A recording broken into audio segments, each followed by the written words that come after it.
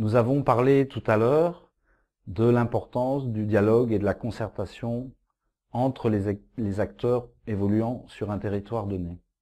Il faut savoir que ces acteurs, que l'on appelle acteurs DLI, sont constitués par trois grands types de personnes.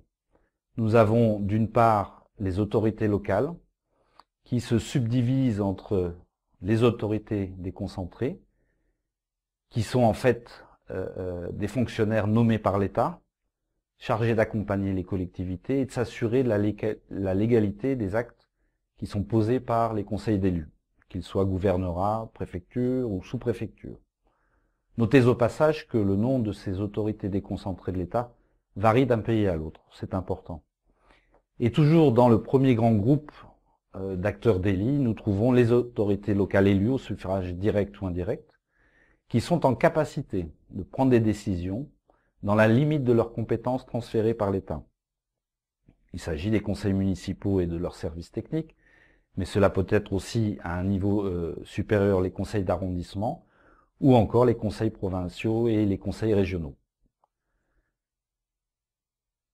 Deuxième grand type d'acteurs pour promouvoir sur un territoire donné cette approche de développement local inclusif, c'est la société civile, qui contribue à faire renaître la confiance des citoyens et à promouvoir leurs droits et leurs intérêts et à encourager l'inclusion des personnes les plus vulnérables.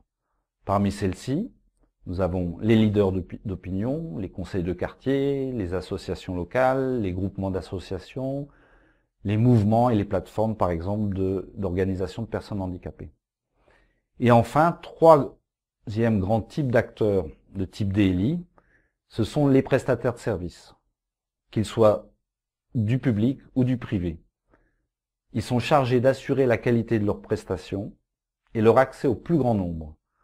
Accès aux établissements sectoriels recevant du public, les centres de santé, les écoles, les centres de formation professionnelle, mais également les établissements privés qui reçoivent du public, comme les institutions de microfinance, les banques, les postes, les commerces, mais également les organisations professionnelles, patronales, syndicales, artisanales, mais aussi les médias, représentés par la radio, la presse, la télévision, également les organisations de solidarité internationale, ainsi que les bailleurs de fonds.